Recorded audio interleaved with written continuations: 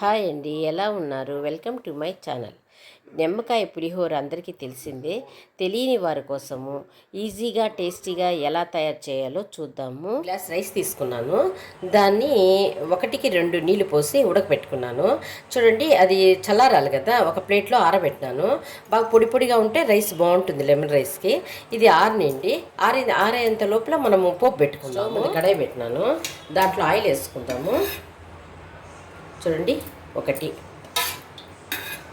కొంచెం ఆయిల్ ఎక్కువ ఉంటేనే లెమన్ రైస్ బాగుంటుంది. 1.5 స్పూను ఆయిల్ వేస్తాను. చూడండి, పల్లీలు వేసుకుందాము. కొంచెం పల్లీలు ఇంకా ఎక్కువ కావాలంటే కూడా వేసుకోండి. కొంచెం దూరగా వేయించుకొని పక్కన తీసుకుందాము. పల్లీలు ఎక్కువగా ఉంటే లెమన్ రైస్కి బాగుంటుంది. లెమన్ రైస్కి పల్లి ఆయిలే వేయండి. వేరుశనగ నూనె అయితే టేస్ట్ బాగుంటుంది అన్నమాట. చూడండి, వేయిపోయినాయి. దీన్ని సైడ్లో తీసుకుందాం, ప్లేట్లో తీసి పెట్టుకుందాము. పల్లీలు పక్కన తీసేసాం కదా, 1 స్పూను ఆవాలు వేసుకుందాము. చూడండి, ఈ టైంలో 1 స్పూను పచ్చిశనగపప్పు, 1 స్పూన్ ఉద్దిపప్పు వేసుకుందాము. కొంచెం పోపు గింజలు ఎక్కువ ఉంటేనే బాగుంటుంది అన్నమాట. మీడియం ఫ్లేమ్లోనే చేసుకోండి. చూడండి, ఈ టైంలో జీడిపప్పులు కొద్దిగా వేసుకుందాము. కొంచెంసేపు అట్లా వేపుకుంటాము. కొద్దిగా కరివేపాకు వేసుకుందాము. కొద్దిగా ఇంగువ, 1/4 స్పూన్ ఇంగువ. చూడండి, పచ్చిమిరపకాయని మిక్సీలో ఇట్లా చేసుకోవాలన్నమాట, మిక్సీ పట్టుకోవాలి. ఎందుకంటే ఆ స్పైసీగా బాగుంటుంది తినేదానికి. అట్లే పీసులు వేసేదానికంటే ఇట్లా చేస్తే బాగుంటుంది. దీన్ని మిక్సీ పట్టినాను, ఒక 4 పచ్చిమిరపకాయలని, దాన్ని దీనిలో వేసేస్తాను. చూడండి, పోపు వేగిపోయింది కదా, స్టవ్ ఆపేస్తాను అనమాట. చూడండి, ఈ టైంలో కొద్దిగా పసుపు వేసుకుందాము. చూడండి, కొద్దిగా సాల్ట్ వేసుకుందాం. వేసి మొత్తాన్ని కలపెట్టేద్దాం. స్టవ్ ఆపేసినాము. ఇది కొంచెం చల్లారనిండి.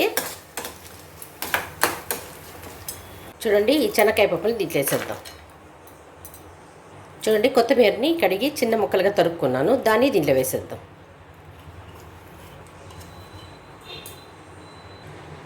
మొత్తాన్ని ఇట్లా కలిపి పెట్టుకుందాము. చూడండి, బాగా చల్లారిపోయింది. అన్నం బాగా చల్లారిపోయింది, పొడి పొడిగా ఉంది. చూడండి, ఇప్పుడు మనం నిమ్మపండు పిండుకుందాము. ఈ అన్నానికి 2 నిమ్మపండు పడతాయి, మీడియం సైజువి. పిండేసుకుందాం మొత్తము. చూడండి, నిమ్మపండు పిండేసాను. ఇప్పుడు 1 స్పూను సాల్ట్ వేసుకుందాము. వేసుకొని మొత్తం బాగా కలుపుకుందాం. చేత్తో కలిపితేనే బాగుంటుంది, టేస్ట్ అంతా బాగా వస్తుంది. చూడండి, మొత్తం కలిపేసినాను. ఇప్పుడు ఈ పోపునంతా మొత్తం దీనిలో వేసేద్దాము.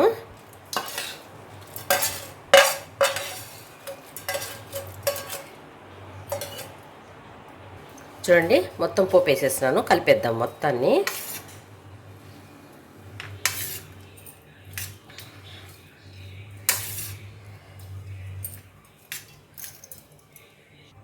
చూడండి, చేత్తో కలుపుకుందాము. పులుపు, కారము, ఉప్పు అంతా కరెక్ట్గా ఉంటే టేస్ట్ భలే బాగుంటుంది లెమన్ రైసు. పచ్చిమిరపకాయలు మిక్సీలో వేసి వేయండి, చాలా టేస్ట్గా ఉంటుంది. ఒకసారి మీరు ట్రై చేయండి, ఎంత బాగుంటుందో మీరే కామెంట్స్లో చెప్తారు. చూడండి, బాగా మిక్స్ చేసుకుందాం. పొద్దున అన్నం చేసుకున్నామంటే 5 మినిట్స్లో తిరమాత పెట్టుకుంటే అయిపోతుంది. బాక్సులకి రెడీ అయిపోతుంది తొందరగా లెమన్ రైస్. చూడండి, మొత్తం మిక్స్ చేస్తున్నాం కదా, ఈ టైంలో మనము ఉప్పు చూసుకోవచ్చు అనమాట. ఒకవేళ పులుపు తగ్గింది అనుకోండి, సపోజు పులుపు ఒక నిమ్మ చెక్క పిండేసినట్టయితే సరిపోతుంది. నాకు కరెక్ట్గా సరిపోతుంది. మామూలుగా 2 నిమ్మకాయలు పిండినాను, చూద్దాం టేస్ట్.